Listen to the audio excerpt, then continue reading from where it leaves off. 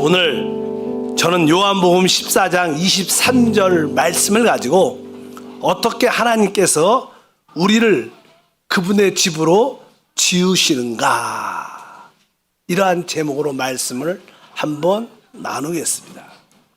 창세기부터 계시록까지 성경의 핵심적인 내용은 무엇일까? 한 번쯤은 이렇게 한번 진지하게 생각을 저는 해봤습니다. 왜 하나님이 우리를 죄에서 구원하셨을까? 그리고 왜 우리에게 성령으로 거듭나게 하셨을까? 이 말씀을 자세히 보게 되면 하나님께서는 하나님이 창조하신 그 사람 안에 하나님의 거처, 하나님의 집을 짓기를 원하시는 거야. 하나님은 여러분 마음 안에, 여러분 존재 안에 하나님의 집을 져서 하나님이 우리 안에, 우리가 하나님 안에 있는 것을 원하십니다. 하나님이 지금 무엇을 하실까? 여러분 안에 하나님의 집을 짓고 계시는 줄 믿습니다. 어떻게 이것을 알 수 있을까? 구약의 모든 기록된 내용 중은 하나의 예표고 하나님의 그림입니다. 구약의 그림을 통해서 하나님의 그 경륜의 목적을 볼 수 있죠. 출애굽기 25장 8절과 9절에 이렇게 말씀합니다. 내가 그들 중에 거할 성소를 그들이 나를 위하여 짓되 무릇 내가 내게 보이는 모양대로 장막을 짓고 기구들도 그 모양을 따라 지을지니라. 8절에 보니까 내가 그들 중에 거할 성소를 그들이 나를 위하여 지어라. 내가 그들 가운데 거할 성소, 하나님의 집을 말하죠. 바로 하나님은 바로 여러분을 하나님의 성소로 삼기를 원하시는 줄 믿습니다. 신약에서도 그것을 설명하고 있습니다. 요한복음 15장 4절과 5절에 내 안에 거하라. 나도 너희 안에 거하리라.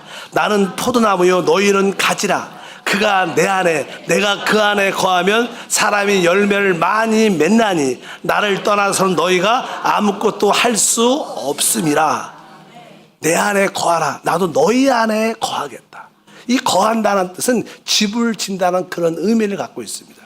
구약에 보면 하나님은 애굽에서 이스라엘 백성들을 구원하셔서 구출하셔서 바로 광야로 이끌어 광야에서 하나님의 성막을 짓게 합니다.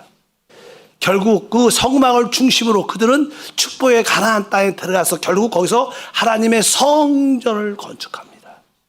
그들이 하나님을 떠나고 우상을 숭배할 때 그 성전은 파괴됩니다. 그러나 하나님은 하나님의 사람들을 다시 일으켜서 그 파괴된 성전을 회복하시죠. 바로 그러한 그림을 갖고 진짜 신약 시대에 예수님이, 하나님의 아들이 직접 이 땅에 사람으로 오심으로 하나님 육신으로 오신 예수님 안에 하나님의 집이 있다는 것을 성경에서 밝히 말씀하고 바로 결국 구원받은 모든 사람들 위해 하나님의 집을 짓는 줄 믿습니다. 오늘 본문 말씀에 요한복음 14장 23절에 이렇게 말씀했습니다. 예수께서 대답하여 이르시되 사람이 나를 사랑하면 내 말을 지키리니 내 아버지께서 그를 사랑하실 것이요 우리가 그에게 가서 거처를 그와 함께 하리라. 그러니까 우리가 그에게 가서 거처를 그와 함께 할 것이다. 거처란 것은 집을 진다는 거예요. 거처. 그래서 이 아버지와 아들 우리 주 예수 그리스도가 바로 우리 안에 집을 짓는다는 이 뜻을 의미하는 줄 믿습니다. 또 성경의 결론은 무엇인가? 하나님으로 집으로 지어진 새 예루살렘이 하늘에서 이 땅에 세워지는 것을 의미합니다. 계시록 21장 2절에도 또 내가 봄에 거룩한 성 새 예루살렘이 하나님께로부터 하늘에서 내려오니 그 준비한 것이 신부가 남편을 위하여 단장한 것 같더라. 이 새 예루살렘은 바로 하나님과 사람이 연합되어 지어진 하나님의 집이자 우리의 집입니다. 그래서 우리가 새 예루살렘 안에서 하나님과 영원히 함께 할 것이다. 젊은 이게 연인들 또 부부들 나이가 있는 분들도 마찬가지지만 서로 사랑하면요 서로 이렇게 안고 그럴 때 뭐라 그래요? 당신이 품이 내 집이 내 아니야 이런 말도 하잖아요. 기억 안 나세요? 다 그런 기억나. 그럴 때 한 번쯤 다 해봤을 거예요. 당신의 품이 내 집이야, 내 안식처야. 하나님의 집은 이런 건물이 아니라 바로 하나님의 품, 하나님의 집은 바로 우리가 하나님의 집인 줄 믿습니다. 그런 것처럼 하나님이 지금 어떠한 일을 하시는가? 여러분 안에 하나님의 집을 짓고 계세요. 어떻게 하나님께서 우리 안에 집을 지으실까? 우리가 하나님께서 우리 안에 집을 지으신 것을 이해하려면 첫 번째, 우리 사람에게 영이 있다는 사실을 분명히 알아야 됩니다. 우리는 물질적인 몸도 있지만 또 혼도 있지만 우리에게는 하나님을 영접할 수 있는 우리 영이 있다고 성경은 말씀합니다. 욥기서 32장 8절에 그러나 사람 속에는 영이 있고 젖는 자의 숨결이 사람에게 깨달음을 주시나니 사람 속에는 영이 있다. 하나님께서 자기 자신을 계시할 때 하늘을 펴시고 땅에 기초를 놓으시고 사람 안에 영을 지으신 이가 가라사대 이렇게 말씀합니다. 하나님이 자신을 계시할 때 하늘을 펴시고 그 다음에 하늘을 위한 땅을 만드시고 사실 이 땅은 사람을 위해서 있는데 사람은 누구?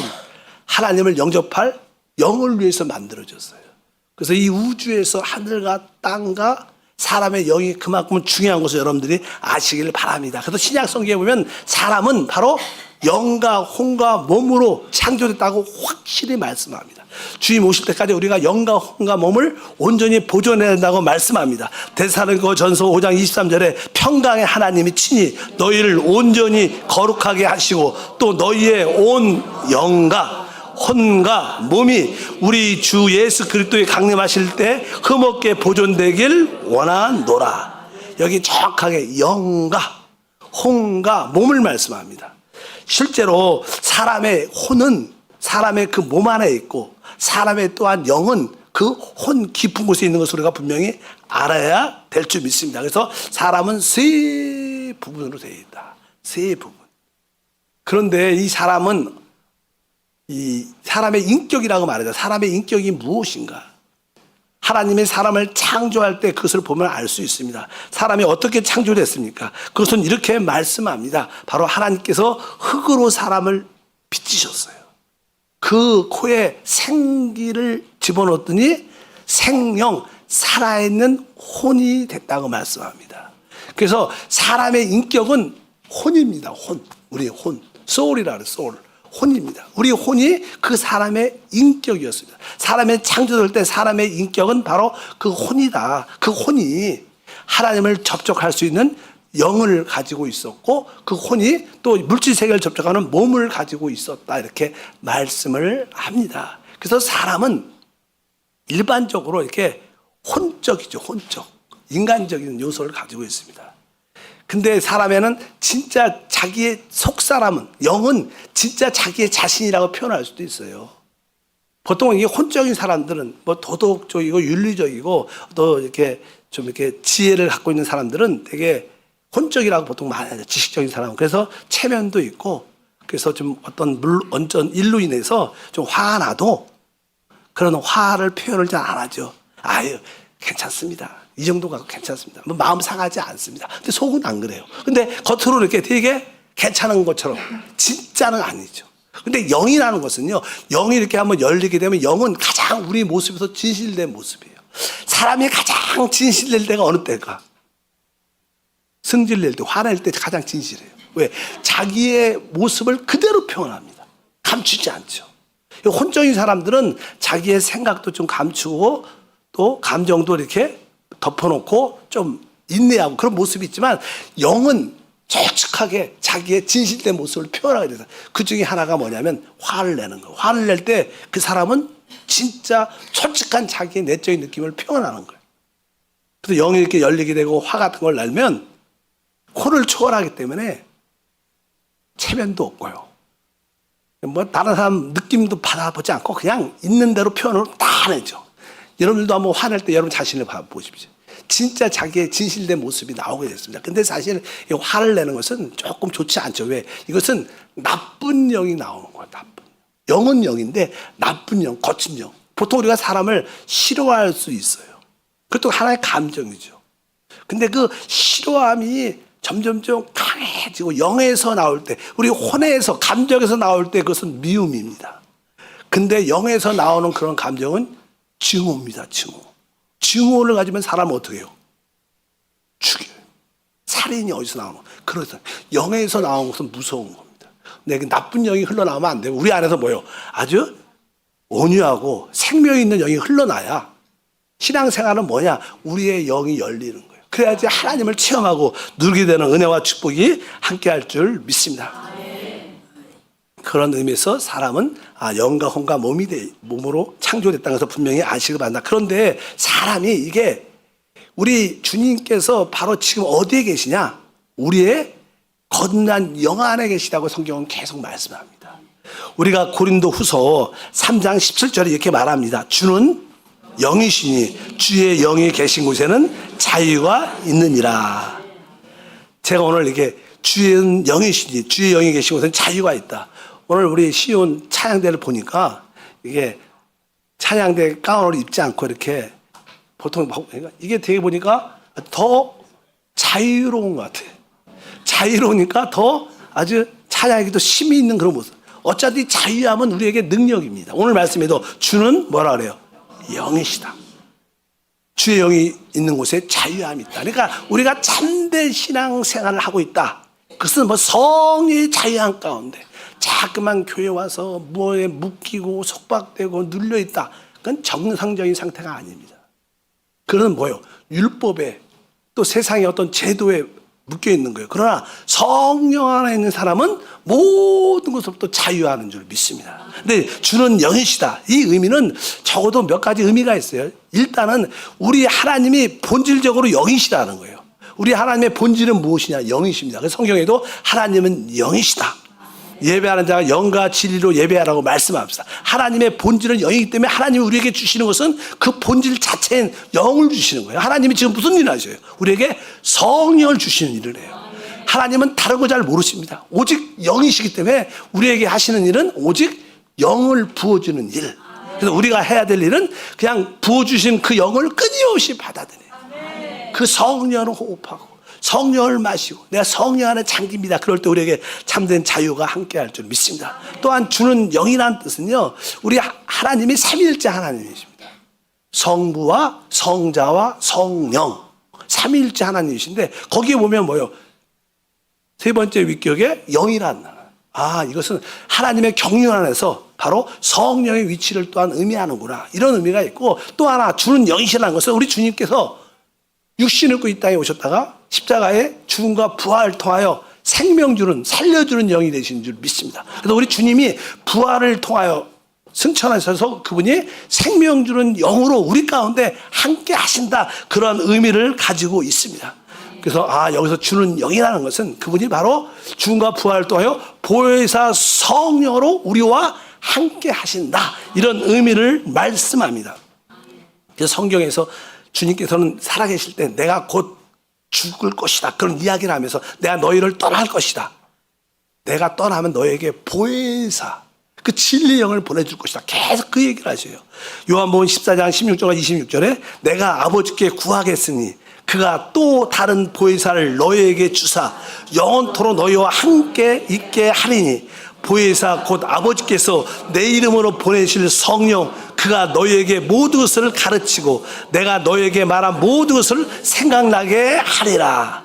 바로 보혜사 성령을 너희에게 줄 것이고 그가 영원히 너희와 함께 할 것이다. 바로 우리 영 안에 그 보혜사 성령 주님이 우리 안에 오셨습니다. 그래서 그분은 우리 안에서 영원히 함께 하시고 우리를 도우시고 우리를 인도하시는 줄 믿습니다. 바로 그분을 진리의 영이라고 말하죠. 요한복음 15장 26절에도 내가 아버지께로부터 너에게 보낼 보혜사 곧 아버지께로부터 나오시는 진리의 성령이 오실 때 그가 나를 증거할 것이요. 바로 이 보혜사는 진리의 영으로서 그 성령이 하시는 일은 오직 예수 그리스도를 증언하는 거예요. 뭐 내가 성령 받았다 그리고 사람의 이야기를 하고 사람을 높이고 어떤 기적을 이야기한다면 그것은 합당한 게 아니라 오직 예수 그리스도의 보혜사 성령은 예수 그리스도를 증거하는 거예요. 그러니까 여러분들이 예수는 주 이렇게 외칠 때 성령으로 하지 않고는 이런 말을 못해요. 왜? 성령이 하시는 일은 오직 예수 그리스도를 증거하는 줄 믿습니다. 그래서 우리가 섬기는 경배하는 하나님은 누구신가? 우리가 믿는 주님은 누구신가? 바로 정확하게 주는 영이시니까 바로 보혜사 성령이 우리가 경배하는 그분이시고 또 우리와 함께 하신 우리의 하나님이신 줄 믿습니다. 그러한 의미로서 주는 영이시고 그 영이 바로 우리와 함께 한다. 이렇게 말씀합니다. 그래서 디모데후서 4장 22절에도 나는 주께서 내 심령이 함께 계시기를 바란다. 우리 주님이 어디 계셔요? 바로 너의 영 안에, 영 안에. 사실 우리가 주 예수를 믿으면 영 안에 우리 주님이 와 계시죠. 근데 그분이 정확하게 우리 안에 오십니다. 근데 그것을 느끼는 분이 있고 느끼지 못하는 분이 있어요. 여러분들이 성령이 충만하면 아, 주님이 나와 함께 하셔. 이것이 느껴지죠. 뜨거워져. 믿음이 가죠. 근데 어떤 분들은 기도하지 않으니까 말로는 믿죠. 아, 주님이 나와 함께 하셔. 근데 그것이 체험이 안 됩니다. 오늘 말씀에 나는 주께서 내 영에 함께 계시기를 바란다. 이것은 뭐 여러분들이 주님이 내 안에 계심을 확실하게 체험적으로 느껴야 된다는 거예요.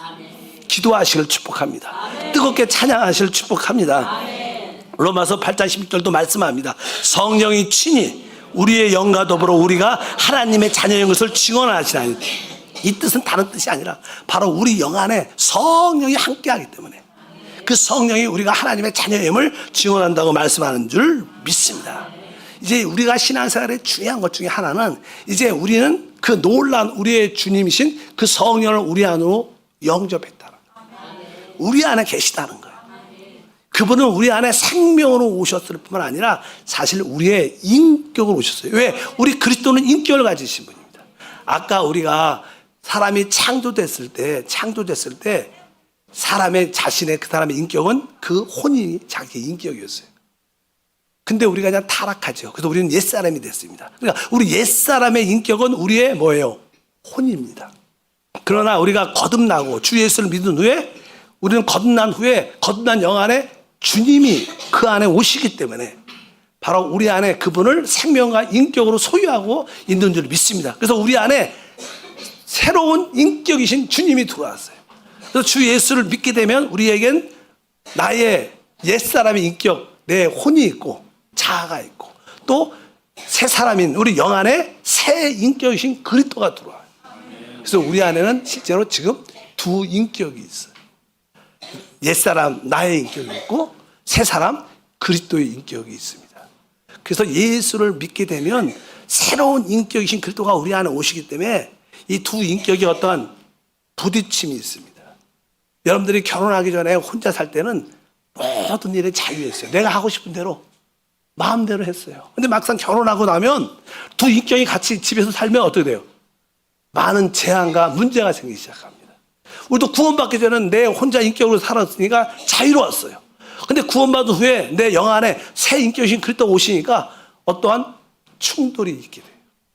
그래서 여러분들이 마음이 편하지 않아요. 여러분들이 구원받기 전에 내 인격으로 살 때는요, 거짓말도 해도 찔리는 것도 없고 아주 또 편했어요. 근데 구원받고 나서 거짓말은 안 하지는 않지만 해도 불편하고 안 해도 불편해. 왜?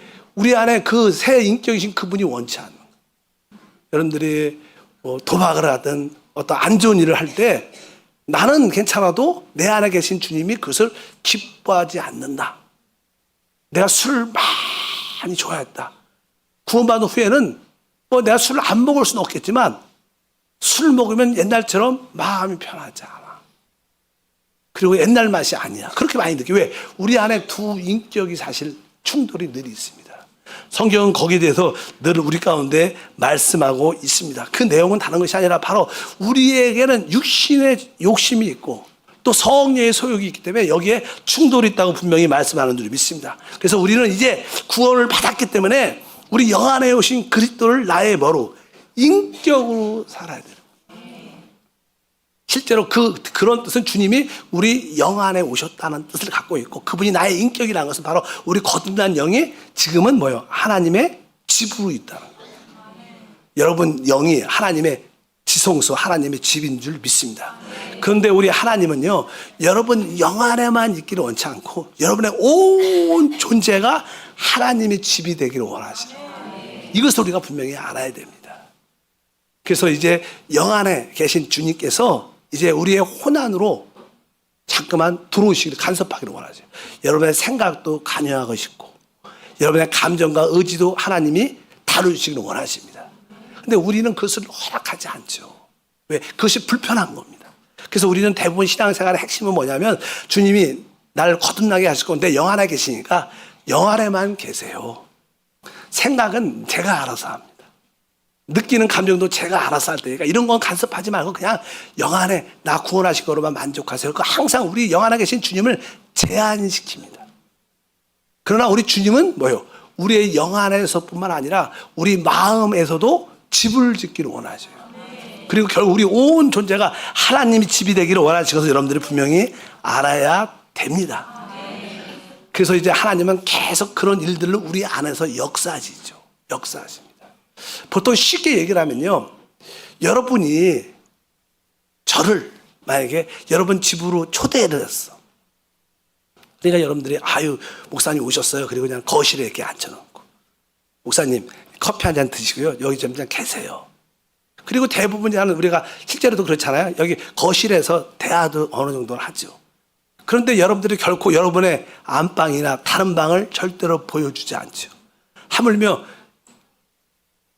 부엌도 안 보여주려고 그래요. 웬만하면. 그리고 딱 한 가지 더 가라면 화장실은 가세요. 거기까지만 선이 딱 돼 있어. 다른 데는 간섭하지 마세요. 우리 주님도 마찬가지입니다. 우리가 주님을 영 안으로 모시고 있지만 우리 생각에 간섭하는 것을 우리는 원하지 않습니다. 우리 내 감정 안에 와서 간섭하는 걸 원치 않아. 우리는 그래서 원래 어때요? 우리는 되게 개인주의죠. 타락한 사람의 특징이 개인주의입니다. 자기중심적이야. 그러니까 나를 터치하고 간섭하는 걸 싫어합니다. 주님이 날 터치하고 간섭하는 걸 진짜 우리는 다 싫어해요. 근데 하나님은 결국 어떻게 해요? 여러분을 하나님의 집으로 다 만들기 때문에 여러분 생각을 결국 얻으실 거예요. 여러분들이 여러분의 생각을 주님이 얻으시려면 여러분의 인격과 주님의 인격이 이렇게 부딪혀서 결국 누가 이겨야 돼요? 주님이 이겨야 되는 거예요. 근데 내가 지는 거는 참 아픈 겁니다. 되게 슬픈 거예요. 그리고 거기는 많은 연민이 있어요. 여러분들이 종종 연민을 많이 느끼잖아요. 신앙생활에.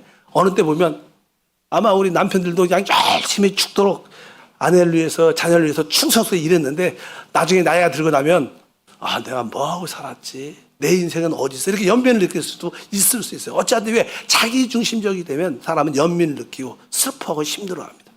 대부분 사람들이 그렇죠. 우리 안에 자아가 나의 자신의 인격이 꺾어질 때 우리는 힘들어합니다. 아픔입니다. 그럴 때 주님은 대신 우리 안에서 우리 인격으로 들어오시는 거예요.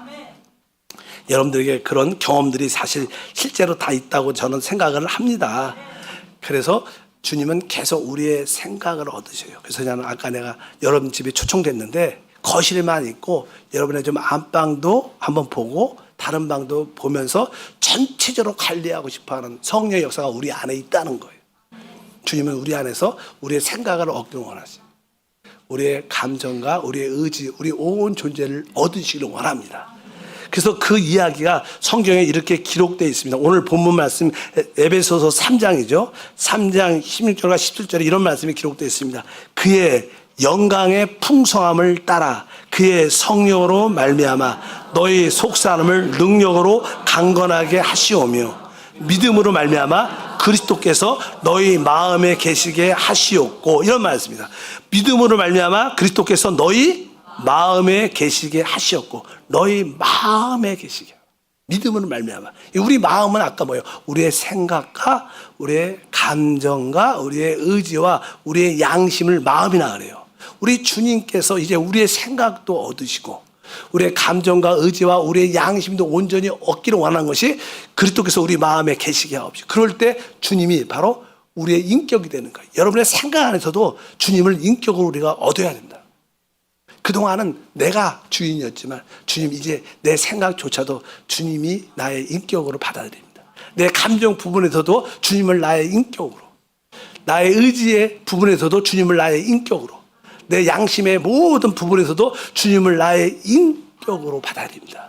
내 마음에 주님을 나의 인격으로. 그동안 마음은 내가 인격으로 살았는데 이제 점점점 주님이 나의 마음을 얻으셔서 그 안에 계시게 하는 겁니다.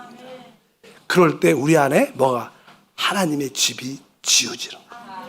하나님은 계속 우리 안에 그분의 집을 짓는 줄 믿습니다. 그러기 위해서는 성령으로 말미암아 우리 속사람이 강건하도록 기도해요. 하나님, 성령으로 말미암아 우리의 속사람이 강건하여 이제 영에서뿐만 아니라 내 생각에서, 감정과 의지와 양심 안에서도 주님이 인격으로 나타날 수 있도록 도와주시옵소서. 그때 점점점 사도 바울처럼 내가 사는 게 아니라 내 안에 그리스도가 삽니다. 이러한 믿음의 고백을 우리 모두가 갖게 될 줄 믿습니다. 하나님이 지금 하시는 일은요, 여러분 안에 하나님의 집을 짓는 거예요. 정확하게 여러분의 영은 하나님의 집으로 얻으셨어요. 근데 아직 여러분의 생각은 주님이 얻으셨어요? 아직까지 여러분의 생각과 주님의 생각과 충돌이 많죠. 아마 우리 한세 교회에는 400 프로젝트를 하잖아요. 하나님이 새 성전을 건축하라는 사명을 주셨기 때문에. 근데 제가 볼 때 이 400 프로젝트를 하면서 많은 사람들이 주님의 생각과 자기의 생각과 충돌이 많죠. 우리가 400 프로젝트를 이렇게 실행한다. 그러면 주님이 원하는 생각이 있어요. 그리고 또 내가 생각하는 원하는 있는 게 있어요. 거기에 뭐가 있어요? 충돌이 다 있어요. 제가 볼 때 다 있을 겁니다. 왜 이런 일을 할까? 하나님이 이러한 과정을 통해서 여러분의 생각을 진짜 얻기를 원하시는 거예요. 이런 일이 없다면 여러분은 그런 일로 부딪힐 필요도 없고 별로 주님한테 여러분의 생각을 많이 내어주지도 않을 겁니다. 근데 이런 일을 통하면 여러분은 할 수 없이 안 할 수도 없고 할 수도 없고 악고 힘들고 결정하기 어려운 거예요. 계속 기도하면서 여러분의 생각을 조금씩 접지요. 하나님, 그러면 내가 주님 뜻대로 할게요. 아마 지금 많은 분들이 결정하신 분도 있어요. 제가 보니까 한 70분 정도 결정하셔서 내신 것 같아요. 나머지 한 150명 정도는 안 내셨어. 다 지금 주님의 영에 있는 생각과 나의 자아의 인격과 충돌이 있는 거야. 할까 말까 계속 충돌이 있는 거야. 내가 이래도 불편하고 저래도 불편해. 항상 우리가 느끼는 거야. 근데 계속 기도하면서 또 돌이키면서 결단을 언젠가 하게 되겠죠. 뭐 안 할 수도 있고. 만약에 여러분들이 성령의 뜻대로 결단을 했다면 여러분들은 생각의 많은 부분이 주님 것이 되는 거예요. 여러분 생각 안에 주님이 인격으로 들어오시는 거예요. 그럼 여러분들은 진짜 하나님의 집으로 지어지는 거예요. 감정 안에서도 마찬가지입니다. 우리 의지 안에서도 마찬가지입니다. 저는 몇 번 그런 경험을 많이 갖고 있어요. 사실 사람들은 자기 혼의 가장 중심적인 핵심은 자기를 사랑하는 거예요. 혼은 자기를 위한 거예요. 자아는 자기 중심적이니까. 그러니까 자기 중심이라는 것은 중심의 가장 센 것은 사랑이란 감정. 내가 가장 좋아하는 것. 사랑은 왜 살아? 자기 좋아하는 걸 위해서 살아요. 거기에 올인하고 모습을 바칩니다. 사람은 자기가 가장 좋아하는 것을 빼앗길 때, 잃어버릴 때 아픔을 당해요.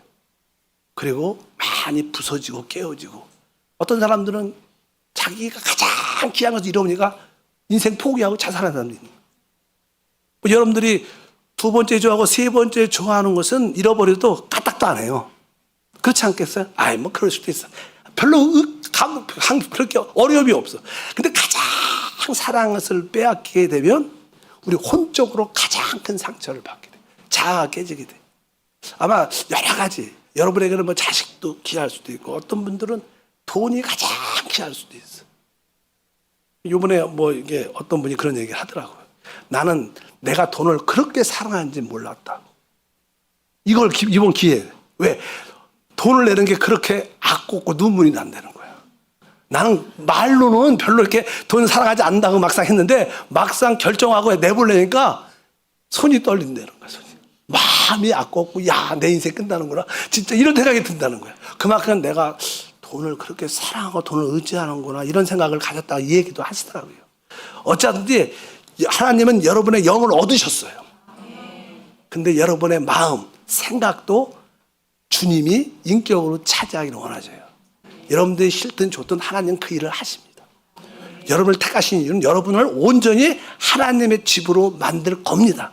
하나님은 하시면 합니다. 저는 제가 주를 섬기면서 배운 거 딱 하나님이 하시면 하셔요. 하나님은 여러분을 변화시키려고 깨트리려고 작정하시면 다 갖고 가십니다. 뭐 다는 아니고요. 가장 사랑하는 걸 갖고 가셔요. 가장 사랑하는 걸. 돈이다 그러면 그 사람에게는 돈이 없을 겁니다. 건강이다. 그 사람은 건강이 늘 모자랄 거예요. 자녀다. 늘 자녀 때문에 많이 울 겁니다. 하나님은 여러분을 진짜 변화시키기 위해서 여러분들이 첫 번째 생각하고 있는, 혼적으로 첫 번째 생각하고 있는 그것을 다루신다. 아마 이번에 여러분들이 아마 돈의 문제를 다스려서 이기는 자가 될 줄 믿습니다.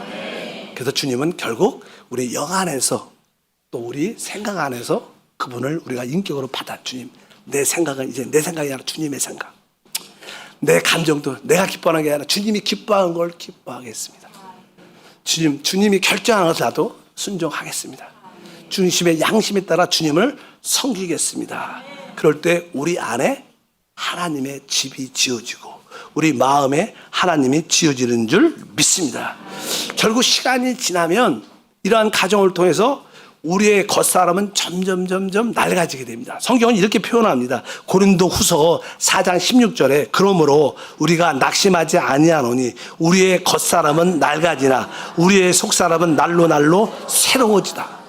우리의 삶의 많은 고난과 어려움을 통해서 우리는 어떻게 되는가? 우리의 겉사람은 날로 어떻게 돼요? 낡아진다는 거예요. 소모되고 점점 배터리가 이렇게 다 이렇게 빠지는 것처럼 그렇게 힘이 없게 소모된다는 거예요. 그리고 나서 속사람은 날로 새로워지도다. 그래서 여러분들이 이러한 여러 가지 일들을 통하여 나의 겉사람이었던 나의 인격은 점점 작아지는 거예요. 점점 낡아지고 이제 새 인격, 그리스도 인격이 점점 내 안에서 커지는 거예요. 이것이 우리 안에서 일어나는 영적인 일들입니다. 이것을 아주 쉽게 설명을 요한복음 3장에 설명되어 있어요. 3장 3절 다 같이 읽어보니까 그는 흥하여야 하겠고 나는 세어야 하리라 하니라. 원래 이 복음의 첫 번째 선두주자가 침례 요한이었어요. 침례 요한이 강력하게 회개 메시지를 전하고 회개한 사람들에게 다 침례를 주니까 그 당시 유대인 종교인들이 다 침례 요한한테 나와서 침례받고 회개하고 그를 따랐습니다. 진짜 많은 사람들이 침례 요한을 엘리야처럼 따랐어요. 근데 이제는 예수님이 사역의 자로 나오니까 이제 침례 요한이 예수님께 침례를 주고 예수의 사역이 시작되니까 많은 사람들이 예수님께 가는 거예요. 그러니까 침례 요한 제자들이 선생님, 우리를 따랐던 제자들이 다 저 예수께 다 갑니다. 그러니까 침례 요한이 이 대답을 한 거예요. 그는 흥하여야 하겠고 나는 새하여야 하리라. 그동안 우리는 우리의 옛사람, 우리의 겉사람이 흥했었지. 이제 새 사람인 그리스도가 우리 안에 들어왔어요. 신앙생활은 내 인격이 점점 약해지는 거예요. 점점 새 인격 그리스도가 흥해지는 거예요. 바로 그게 그리스도를 사는 겁니다. 그러니까 우리가 혼적이 강하면 이게 슬프게 느끼고 아프게 느끼고 어려움을 느끼는 거예요. 연밀 느끼는. 근데 좀 벗어나면 거기에 하나님의 영광과 축복이 함께할 줄 믿습니다. 여러분 안에서 여러분의 인격이 흥합니까? 아니면 그리스도 인격이 흥합니까? 여러분 안에서 그리스도 인격이 쇠합니까? 여러분의 인격이 쇠합니까? 정상적인 신앙생활이라면 우리의 혼의 인격은 점점 쇠해져야 돼요. 그리스도 인격은 점점 흥황돼야 돼요. 시간이 지나면 결국 우리는 그리스도를 살게 될 줄 믿습니다. 빌립보서 1장 21절에 바울은 결국 이렇게 고백합니다. 이는 내게 사는 것이 그리스도다 이렇게 말합니다. 이제 내가 사는 것이. 이제 나는 내가 사는 게 아니라 나는 그리스도를 산다. 내가 먹고 마시고 행하는 모든 것은 그리스도다. 이렇게 점점 그분이 흥하고 그분이 살기 때문에 결국 주님은 우리 영 안에 그분의 집을 졌죠. 또 우리 마음 안에 그분의 집을 짓고 계시고 결국 주님은 우리를 영광스럽게 변화시킬 겁니다. 우리의 몸 안에도 영광스럽게 변화돼서 우리의 온 존재가 하나님의 영광으로 채워지는 하나님의 집이 될 줄 믿습니다. 고린도후서 3장 18절에 말씀합니다. 우리가 다 수건을 벗은 얼굴로 거울을 보는 것 같이 주의 영광을 보매 그와 같은 형상으로 변화하여 영광에서 영광에 이르니 곧 주의 영으로 말미암음이라. 결국 우리는 변화돼서 영광에서 영광에 이를 겁니다. 우리의 영도 영광으로 가득 차고 우리의 마음, 생각과 감정과 의지와 양심도 영광으로 가득 차고 하물며 이 육신도 결국 주님이 오실 때 영광의 몸으로 변화되는 거예요. 그래서 우리 휴거라 그랬죠. 그 첫째 부활이라 그럽니다. 그럴 때 우리 온 존재가 하나님의 집이 되고 하나님이 우리 안에, 우리가 하나님 안에 있는 하나님의 목적이 이루어진 줄 믿습니다. 하나님은 결국 여러분을 온전히 하나님의 집으로 만들 겁니다. 우리가 이 땅에 사는 모든 당하는 고난과 어려움 모든 것은 딱 목적이 하나입니다. 그 뭐예요? 여러분 안에 하나님의 집을 짓고 계시는 거예요. 여러분들이 원하지 않아도 하나님은 하실 겁니다. 그러니까 어차피 그렇게 될 거 기쁨으로 달려가지 마. 하나님 이제 내 생각에 들어오셔서 주님이 나의 인격이 되셔서 내 감정에서도 주님을 나의 인격으로 받아들입니다. 내 의지와 양심 안에서 주님을 나의 인격으로 받아들입니다.